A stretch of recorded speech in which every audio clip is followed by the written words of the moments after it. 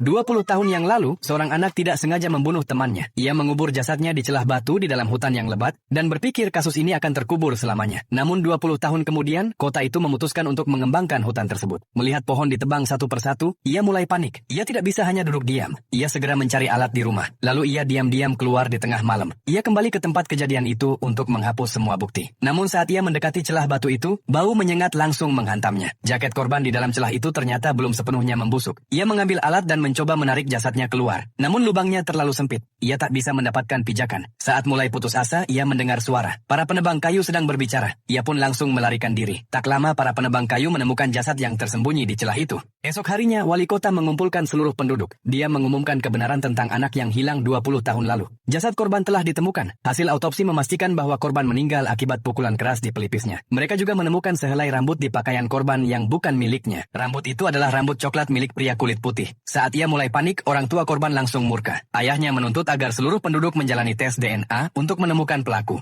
Namun polisi kebingungan, karena hanya ada satu pembunuh, dan rambut itu bisa saja berasal dari orang yang lewat atau tunawisma. Melakukan tes DNA ke seluruh kota hanya akan menyebabkan kerugian besar. Lagi pula sudah 20 tahun berlalu. Atasan mereka tidak akan menyetujuinya. Satu-satunya cara untuk menangkap pelaku adalah memasukkan helai rambut itu ke database DNA. Jika suatu hari sang pelaku melakukan tes DNA, cepat atau lambat ia pasti akan tertangkap. Namun butuh waktu bertahun-tahun atau puluhan tahun. Mendengar hal itu, pria itu merasa lega. Selama ia tidak melakukan tes DNA, ia akan aman. Esok harinya saat ia bekerja di rumah sakit, seorang sopir tiba-tiba menemuinya dan menyerahkan sebuah gelang. Gelang itu adalah gelang yang ia jatuhkan di hutan 20 tahun lalu. Ternyata setelah ia mengubur jasad tersebut, sopir itu kebetulan lewat dan melihat tingkahnya yang mencurigakan. Saat itu, sopir tersebut tidak menemukan jasad. Namun saat berita tentang anak hilang menyebar ke seluruh kota, ia langsung tahu bahwa pria itulah pembunuhnya. Sopir itu mendesaknya untuk menyerahkan diri, lalu pergi. Saat pria itu masih dipenuhi kecemasan, pacarnya datang membawa kabar baik. Dia sudah hamil 3 bulan dan ingin segera dilamar. Namun pria itu menolak mengakuinya. Pacarnya berkata jika ia tidak percaya, lakukan saja tes DNA. Mendengar kata DNA, pria itu langsung terdiam. Ia tak punya pilihan selain setuju untuk menikahinya. Namun bagian yang paling kejam, pacarnya adalah kakak dari sang korban. Dan ayah mertuanya adalah ayah dari sang korban. Sekarang ia harus hidup bersama mereka selamanya. Ia akan menjalani hidupnya dalam rasa bersalah dan penyesalan yang tak akan berakhir.